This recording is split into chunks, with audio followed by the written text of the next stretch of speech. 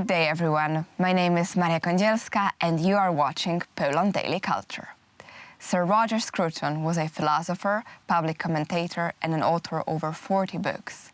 He also became a very dear friend of Poland. He has left us recently after a struggle with lung cancer. Today with me in the studio is Jonathan Price, one of his former students and now a doctor in philosophy. Jonathan, thank you for being with us. Thank you.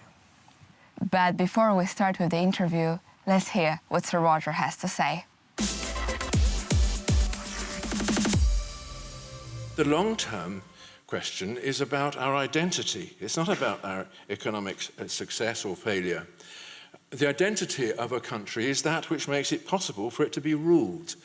The sense that we share something which brings us together, which enables us to accept being governed by people we didn't vote for, as I think has already been said, and to join together in crises to resolve our collective problem. We act collectively. We can only do this because we trust each other.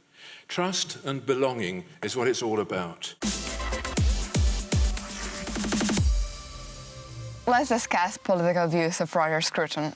Politically, he was a kind critic of European Union. And what was his criticism based on?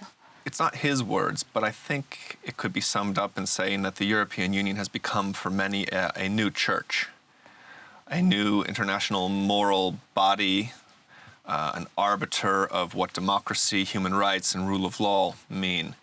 Whereas its more modest goals originally, including a free market across Europe, and including peaceful treaty-based relations of cultures and nations with that were similar enough, I think those were in line with his understanding of what would have been good for Europe. As it became clearer and clearer that it was a project of empire, or it had ambitions of being a project of empire, he returned to his understanding of the own empire he was part of, his own empire, the empire that he was part of, which was the British Empire, as it had been, and to England as a settlement that might be endangered if there were imperial ambitions between France and Germany. And as many surveys shows, actually societies and people don't really know who are their representatives in European Union, though they have a huge bureaucratic role. And I've seen surveys which show that we can point out one or two members of European Parliament and not more, which means is that we actually don't know who is making those decisions, and the European law is above the nation law. Which probably is one of the things which actually really bothers Scruton, that European Union is above common law as well. Yeah, the common law tradition in Britain, especially, I mean, it's not in Scotland, Scotland is Roman law, but especially in England and Wales, was something he was very attached to. And that's especially because it was a case-based form of reasoning, meaning we don't develop a law for something until there's a problem. That's very interesting to say. We don't overthink it. We don't overthink it. So there's a problem. And the early Roman law was like this, case-based. Many legal systems historically have been like this. That is, they're not obsessed with statute. They don't believe that having a law book means one has law or law-abidingness. Yes, and Scruton favored rather the idea of national states as a form of natural way of revolving and developing groups, societies. Yeah, I think he might say something as I suppose Winston Churchill is rumored to have said about democracy. You know, the nation state is the worst of all political settlements except for all the rest, you know? So a tribe or a clan on the one hand, or some form of empire or a larger confederacy on the other. And the nation-state falls in the middle. It's small enough to share our concern with, my concern and the concern of my nation, but it's large enough that it can be an actor in the world that represents the concerns of people like me. And he was attached to it, I think, somewhat reluctantly, but ultimately as the only viable form of political community in the modern world. In a way that also people can feel attached to and take care of. yes, because probably the members of European Union don't really so badly want to take care of the whole European Union and, I don't know, clean it up or...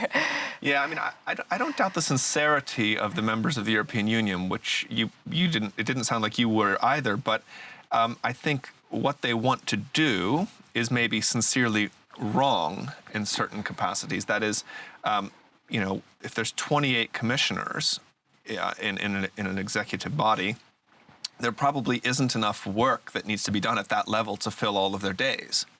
And so they need to go look for things to fix, yeah? And that's a problem when powerful people go around looking for things to fix, yeah? Yes, then you have such kind of rules that banana is not fruit, or very strict laws to fishing in Britain, which I know destroy the fish market in London, for example.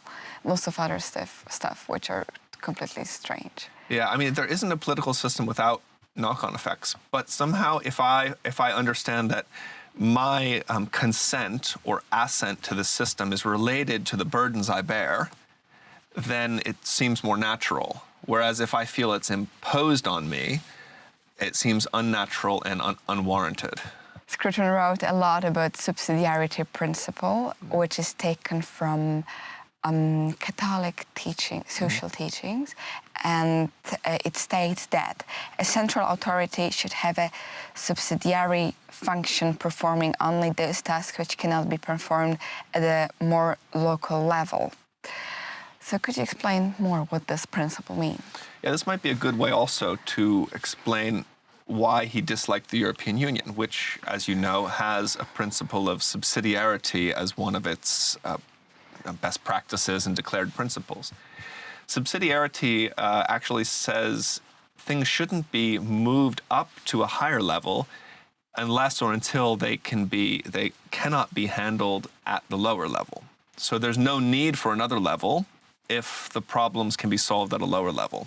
And importantly, it is the lower level that gives up the power to any higher level, rather than, as he understood it and said on many occasions, the European Union seems to think that subsidiarity means someone, somewhere, either Strasbourg, Brussels, or Luxembourg, or other places, gets to decide at which level things should be decided and where problems exist and where they should be solved, which would be the equivalent in the Catholic Church of the Pope being given all the power to determine at which level any decision is made. That's not the history of Catholic councils and of the determination of doctrine and whatnot, although the Pope does have quite a bit of power. If the European Union, the new church, had this kind of power, it would be more powerful than the Pope. That's pretty true.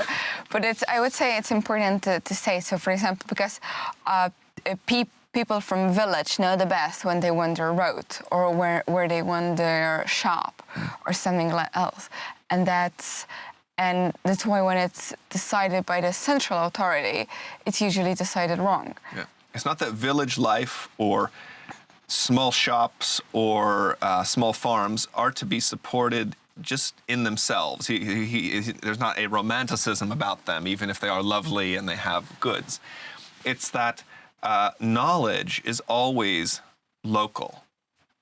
And even data are collections of and analyses of local knowledge, of anecdote, yeah?